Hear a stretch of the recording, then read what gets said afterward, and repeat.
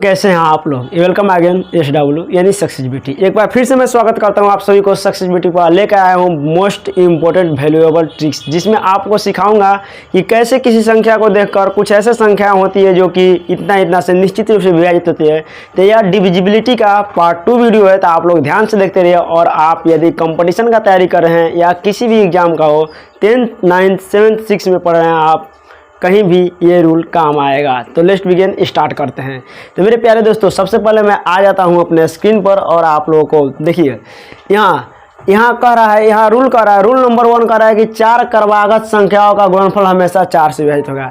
क्रमागत का मतलब होता है कि 4 लगातार संख्याओं का गुणनफल। 4 लगातार संख्या का मतलब मेरे दोस्त, मेरे यार, ये होता है, मान जाओ कि 4 8 9 10 11। अगर ये 4 संख्याओं का गुणनफल, 4 संख्याओं का गुणनफल हमेशा 4 से क्या होगा, डिविजिबल होगा। देखो, कोई भी दुनिया का कोई भी लगातार 4 संख्या ले लो, जैसे कि 101 102 103 और 104।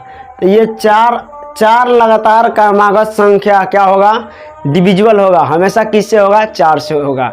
आप ऐसे ट्राई करके कोशिश कर लीजिएगा और देख लीजिएगा। आगे बढ़ते हैं और देखते हैं आगे का रूल्स क्या कह रहा है। ये कह रहा है कि ऐसी संख्याएं जिनमें एक अंक 3 बार लिखा जाए। जैसे कि मान लीजिए कोई संख्या ले रहे हैं 5 5 5। अब ये 3 बार लिखा जा रहा है, 1 1 1, ये 3 बार लिखा जा रहा है। ये संख्या किसी से डिवाइड हो या न हो, निश्चित रूप से ये 3 और 37 से डिविजिबल है। 3 और 37 से डिविजिबल है, यानी कि अगर 3 से इसमें भागा मारेंगे मेरे प्यारे दोस्त, ये विभाजित होगा पूर्णतः रूप से। 37 से मारेंगे, ये भी होगा। अब क्या ये भी होगा, इसका गुणनखंड करना होगा। आप ये फटाक से कर सकते हैं। ये 5 से डिविजिबल होगा, 3 से डिविजिबल होगा और 37 से डिविजिबल होगा, यानी कि इसका गुणनखंड मेरे प्यारे दोस्त इतना ही होगा। ऐसे मज़ेदार रूल्स टिप्स देकर जाऊंगा। आगे बढ़ते हैं मेरे प्यारे दोस्त। अगर कोई 7 7 है, 7 7, तो ये 7 से डिविजिबल है। और मेरे प्यारे दोस्त 7 से डिविजिबल है, 3 से डिविजिबल है और 37 से। ऐसे और आगे का टिप्स क्या करता है, जल्दी से देखिए क्या कहता है।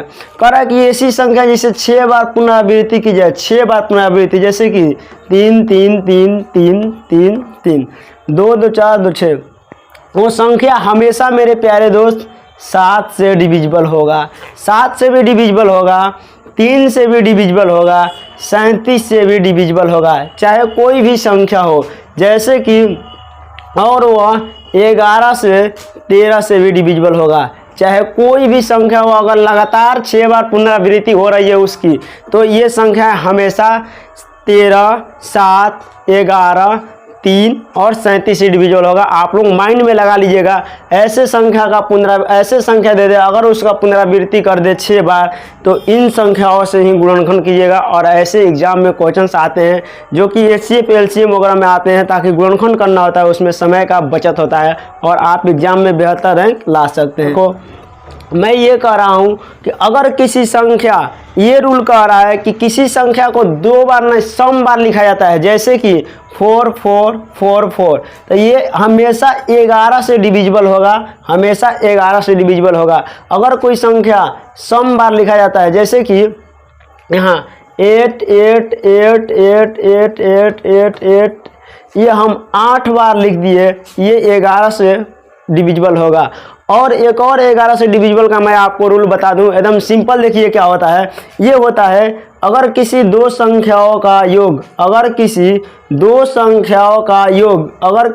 संख्याओं का योग बीच वाली संख्या हो, तो वो क्या होगा, हमेशा 11 से डिविजिबल होगा। जैसे कि ये 8 है, कितना हो रहा है, 9 हो रहा है, यानी कि ये संख्या हमेशा डिविजिबल होगा। जैसे कि यहाँ 1 और 2 3 हो रहा है, ये क्या होगा, हमेशा 11 से डिविजिबल होगा। मेरे प्यारे दोस्त, और भी आगे बढ़ते हैं, ऐसे इन ट्रिक्स को जानेंगे बेहतरीन तरीक़ा से।